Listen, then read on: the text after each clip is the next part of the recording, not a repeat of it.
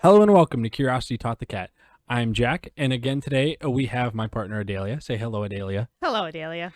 And today we are going to be talking about the Greater Sage-Grouse. So the Greater Sage-Grouse is a bird. It's a mouse. Close. It's a bird. It is a bird. Scientific name is Centroceras europhacianus. And it's, that was a fun one. Which part? Centroceras europhacianus. Just all of it. Its nickname. It has one nickname: the Sagebrush Ambassador. Ambassador. It is a very noble title. What does he embass? The sagebrush. Oh. So as for where it is found in sagebrush country. So which is Western North America. So not too far from us. What? Oh, well, yeah. In the scheme of the world. In the grand scheme of the world, yeah, not too far from us. It's found in sagebrush plains and open country in the western United States and Canada. Although the greater sage-grouse is a permanent resident throughout its range, it may make short seasonal movements sparked by food availability and weather. So, for example, some may move to lower elevations during the winter where it's a little warmer. As for what it looks like, this is one that has some sexual dimorphism. As for a lot of birds, males and females look very different and for very specific purposes. So adult male greater sage-grouse has a yellow patch over each eye. He's grayish on top with a white breast and has a dark brown throat and a black belly. 2 yellowish sacs on his neck are inflated during courtship display. And that's fun. Oh, don't wait till you see the pictures. They're coming up here. So this is a female that you can see. So the adult female, pretty plain looking bird, almost kind of quail or pheasant like. Rude. She's beautiful.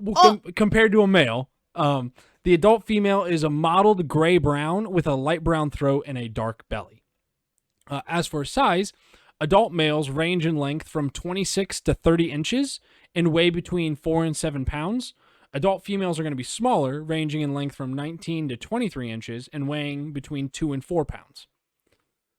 Some other characteristics. So the adult males will have the adults will have. Look at him. Wait till we talk about the mating displays. Oh no. So those are the 2 inflated sacs that he has on his chest that he inflates during courtship and when he's trying to attract a mate. They look like eyeballs. They are very interesting looking. He looks like an insect. So they have adults, greater sage-grouses will have a long pointed tail and legs that have feathers all the way to the toes, which it's not a very common thing. Most birds usually cuts off at some point before it gets all the way down, but greater sage-grouse have feathers all the way down to their toes. Gotta keep them warm up in those high elevations. Exactly. As for what they eat, over the harsh winter, the sage-grouse actually managed to gain weight and strength in preparation for the breeding season by feeding on the leaves of sagebrush. Oh, yeah, should have seen that one coming. That is the main thing they eat. And they get water from feeding on the snow. So smart. Eat leaves of sagebrush, eat snow, and they're good. What a life. They have a specialized stomach that digests the tough sagebrush, which is their main food, and the greater sage-grouse needs large expanses of healthy sagebrush habitat to thrive. Since it lacks a muscular gizzard like other birds have, I don't actually know what a gizzard is. So how we have teeth to grind things up and crush things, obviously birds don't have that. They swallow things, well, they still need to be ground up, so they have a gizzard. That's something like a turkey or chicken, it's very prominent. You can see their gizzard. Other ones, it's not as prominent. I'm just imagining a gearbox in their throat. Some that's not far off. Some will actually have like rocks inside, or some will actually swallow rocks. Create a gizzard? They don't create it. Some actually have it, and it's like a muscle, and it grinds it up. Or like we've talked about with some like reptiles, they swallow rocks that go in their stomach, and then the rocks help like grind things up while the rocks are in their Like stomach that too. dinosaur in the dinosaur documentary. you Exactly. watch. That's exactly what they do. I mean, birds are dinosaurs. Exactly. It's not a new thing, and that's why we most likely think dinosaurs did that as well. So the greater sage-grouse doesn't have a muscular gizzard, so it cannot grind and digest hard seeds, and so it has to feed on softer plant material like the leaves. So sagebrush buds, leaves, and bunch grasses constitute over 70% of its diet year-round, which is supplemented by insects, fruits, and small amounts of grit to help grind things up. So the sage-grouse forages on the ground in open habitats, seeking sheltered feeding spots in harsh weather.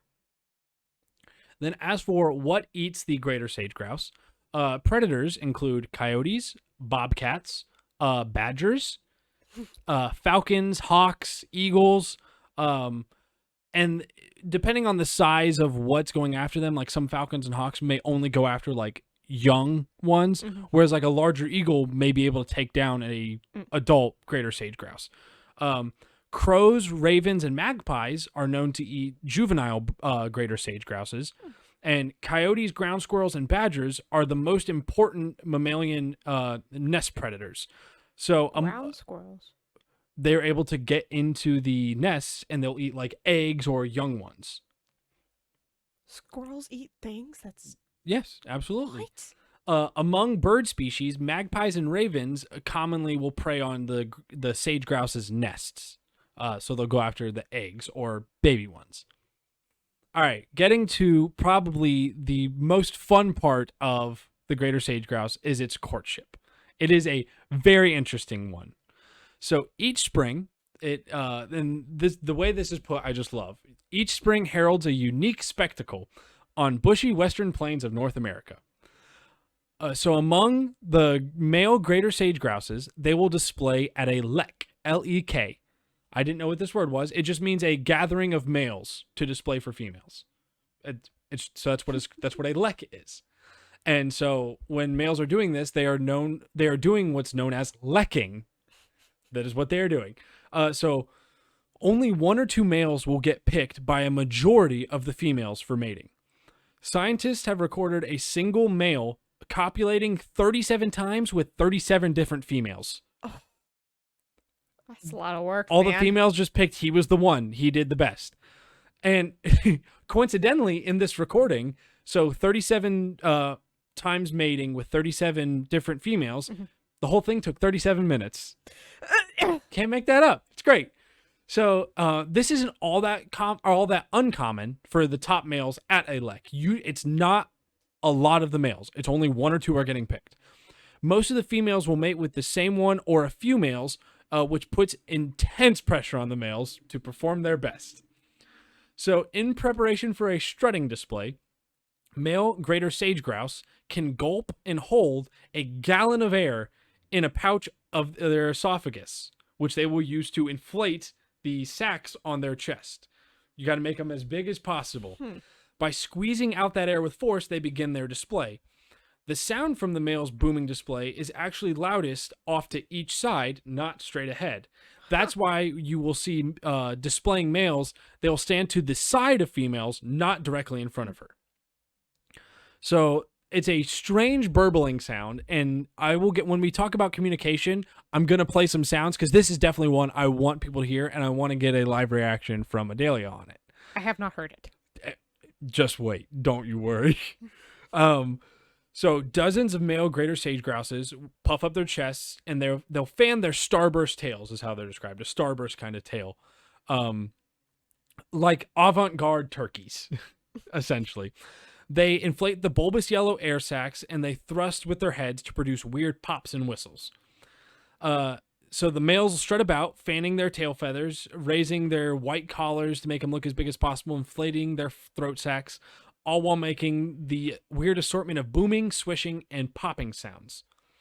And females will just be there, just watching it all take place and then picking a male. As a side note, that is exactly how Jack also attracted me. You got to put on a good mating display.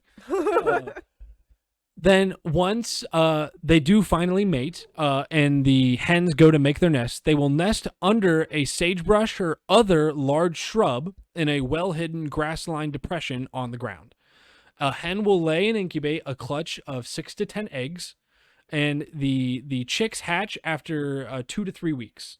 So it's pretty quick. But that's another one where birds are not very developed when they come out. There's a lot of nurturing that has to go on. Like many other grouse species, the greater sage-grouse male plays no role in the raising of the young. Males will display on dancing ground, like I said, known as leks. Females visit the leks to obtain mates and then go off to raise their brood by themselves.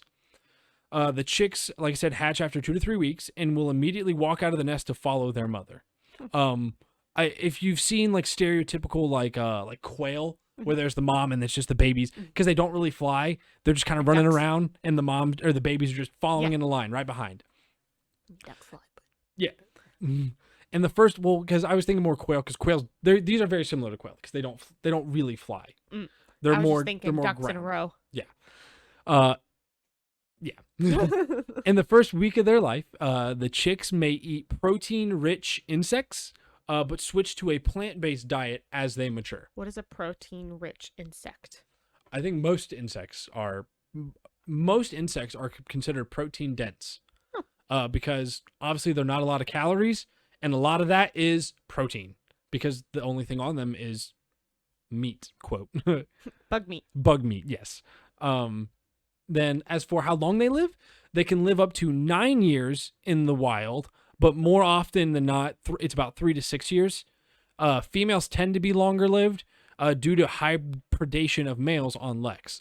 As you see with the females, they blend in really well because they're more, they look more like the area they're in, whereas the males are very flamboyant and stand out. So the males get preyed on more than the females get preyed on. Then getting into the behavior, talking about some family society stuff with them. The hens and their young sometimes gather with other females in food-rich areas. Post-breeding, other individual grouse may join these groups, sometimes forming winter flocks that number in the hundreds. That's a lot. Strengthen numbers and stay warm, and if there's already a small group here, well, they must have found good food, so I'll stay here. Then another one shows up and thinks the same exact thing, and then all of a sudden there's hundreds. Just coincidentally, hundreds. Yeah, hundreds. And then the quality of nesting habitat surrounding a lek is one of the most important factors for sage-grouse nesting success, with adequate cover being one of the most critical components of the ground nesting area. Then getting into the communication, greater sage-grouse utter a like chicken-like cackling call when they're flustered from cover, and displaying males, like I said, will make this weird assortment of booming, swishing, and popping noises produced by rattling their stiff tail and wing feathers and inflating and deflating their throat sacs. And here's where we're going to get into some of their calls. So I'm going to start off with some normal calls first. That's where I'm going to start before we get into the sounds they make while lekking. Okay? So these are just some normal calls. So not the weird. Yes. Yep, sounds like birds. Nothing out of the ordinary. Like, I'd love to wake up to this sound. yeah, if you heard that, you may not know exactly what it is, but you're like, that's a bird. There's like a little bit of chittering in there. Yeah, there's a bird. Yeah. All right, so some other calls from the greater sage-grouse. Yep. Sounds like bird. Yeah, bird noises. Nothing grand, nothing Kind of spectacular. Like seagull sounding. Yeah. Like distance. Yeah. And then getting into lekking. Okay. Here's where things get very interesting, and I'm gonna just let you talk through this one. It sounds like water droplets.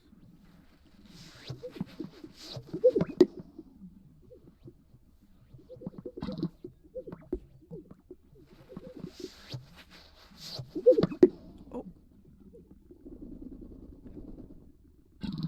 What was that? The look on her face while watching all the sounds come. I have one more example of the lecking sounds also as well, if you want to listen to that. Yes, I do. I do want to listen to that. What? That sounds like a pig. What? It's snorting. It's just all snuffling around in there. if you just played this for me without any context, I'd be like, "Yep, this is a pig with some birds in the background." That is one. It is very unique sounds. They are very interesting, and that's if you played that for someone and said guess this animal, I don't think bird would be very high on that list. No, absolutely not.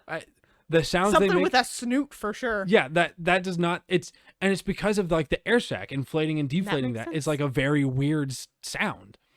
And that's all we have for the communication. I hope you guys like listening to that. Depending on the animal, I'll probably do more with that sort of stuff. If it's interesting calls, if it's not, whatever. Probably would have been useful to do with the loon, but hindsight's 2020. And then as for start ending your videos with the loon call. well, hopefully now everyone knows what a loon call is. We told everybody you've probably heard a loon call at some point. As for population size, the estimated population size of the greater sage-grouse is about 150,000 and decreasing. Threats, as you can guess, the biggest one is going to be habitat fragmentation. So humans encroaching on development, especially these areas, oil and gas development is huge. Of course it is. You'll get overgrazing that happens, and then the sagebrush in the area is just all gone. Sagebrush removal. Yeah, and then most likely that sagebrush is just gone. Because it got bird brains? Yeah, because they're just eaten. And then there's also stuff like invasive plants, which will choke out stuff like sagebrush. You have stuff like cheatgrass, which is an invasive plant in that area. And then you have problems with wind energy facilities that have degraded the sage-grouse habitat as well. And then, according to the Sage-Grouse Initiative, only 56% of the sagebrush ecosystem remains, making it one of the country's most endangered habitats. Dang.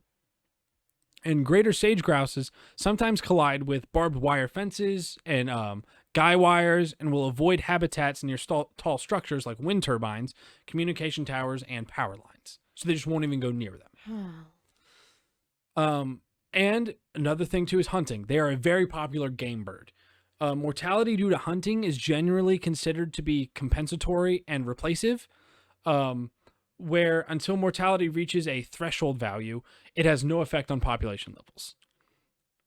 So it's just not hurting them at this point. It's not doing anything.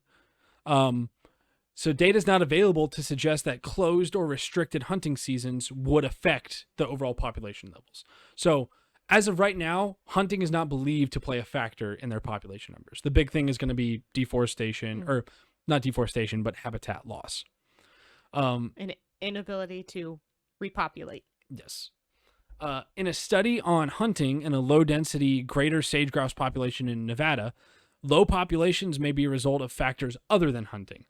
Protecting one greater sage-grouse population from hunting while doubling the birds harvested in a 4-year period on another population showed, despite low recruitment, both populations increased to nearly the same density. So hunting didn't really do anything. In an Oregon study, no relationship was found between the rate of summer recruitment, chicks or adults, and harvested by hunters, nor was there any significant relationship found between the size of the fall harvest and population trends during the subsequent spring. So the hunting that happened in the fall, when they go to breed and like give birth and all that in the spring, we're not really seeing anything significant number change. Interesting. There is some conservation going on, though. The charismatic greater sage-grouse is what's called an umbrella species. So umbrella species in the terms of conservation means that any efforts that go toward protecting the greater sage-grouse population also benefits a ton of other stuff. So, but just by protecting the greater sage-grouse, we're inadvertently protecting other things as well. That's why they are an umbrella species. Cool. It is one of the most prominent inhabitants of the sagebrush sea, as it's called, which encompasses millions of acres of open lands across 13 U.S. states and small portions of a few Canadian provinces. One group's work to conserve the greater sage-grouse, including advocating for effective management plans for the species on public lands, continues. Although its population is declining, this bird is yet to receive federal protection, though. In 2014, a rider was signed into law preventing its protection under the Endangered Species Act, sadly. The U.S. Senate recently dropped this rider from its fiscal year 2022 Interior Appropriations Bill, which is a hopeful sign that additional conservation measures to stabilize the population may soon become available. Good. So they added that. They made it so they couldn't be protected. That got dropped last year. So hopefully we're going to start seeing some change.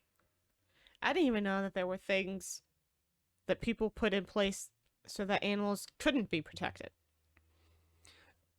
It just depends on the animal and its importance to stuff like economy and whatnot is the big thing.